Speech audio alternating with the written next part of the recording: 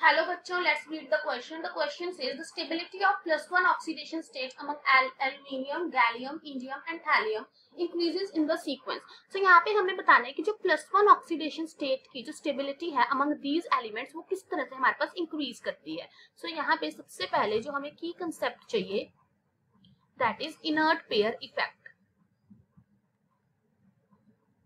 So according to inert pair effect हमारे पास क्या होता है कि जैसे जैसे हम डाउन द ग्रुप मूव करते हैं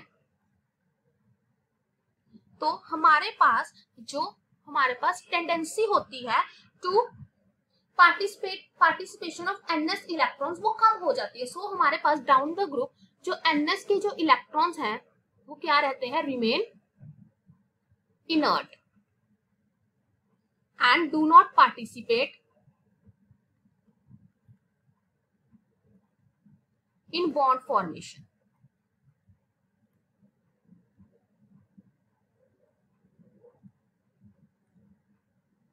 So यही जो हमारे पास रिलक्टेंस होती है किसकी, आउटर मोस्ट s ऑर्बिटल की to participate in bond formation, इसी को हम कहते हैं कि इनर्ट पेयर इफेक्ट है. सो अगर हम सबसे पहले क्या करते हैं, जो हमारे पास ये आयंस हैं, जो हमारे पास ये एलिमेंट्स हैं, इनकी एक बार इलेक्ट्रॉनिक कन्फिगरेशन लिख लेते. सो सबसे पहले हमारे पास है boron, aluminium, gallium, indium and thallium. So boron की हमारे पास होती है 1s2, 2s2, 2p1.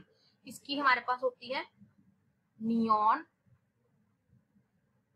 3s2, 3p1.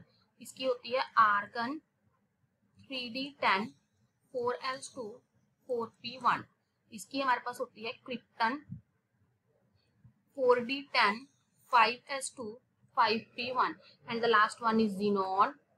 इसमें पहले शेल भरेगा 4f14, then will be 5d10, then 6s2, 6p1. अब अगर हम ध्यान से देखें, हम क्या देख रहे हैं कि जैसे जैसे हम नीचे जा रहे हैं हमारे पास जो टेंडेंसी है ns इलेक्ट्रॉन की, मींस ये वाले जो इलेक्ट्रॉन्स हैं नीचे जैसे जैसे जा रहे हैं कि जो पार्टिसिपेशन की टेंडेंसी है वो क्या कर रही है, डिक्रीज कर रही है. मींस ये बॉन्ड में पार्टिसिपेट नहीं करेंगे. सो जैसे जैसे हम नीचे जा रहे हैं तो हमारे पास जो सिर्फ p वाले इलेक्ट्रॉन्स हैं वो पार्टिसिपेट कर रहे हैं. सो अगर सिर्फ p वाले इलेक्ट्रॉन्स पार्टिसिपेट करेंगे दैट मींस वो कौन सी ऑक्सीडेशन स्टेट दिखा रहे हैं, +1 ऑक्सीडेशन स्टेट. दैट मींस जैसे जैसे हम एक ग्रुप में नीचे जाते हैं जो लोअर ऑक्सीडेशन स्टेट की जो टेंडेंसी होती है वो इंक्रीज कर जाती है. Lower oxidation state is more stable as we move down the group.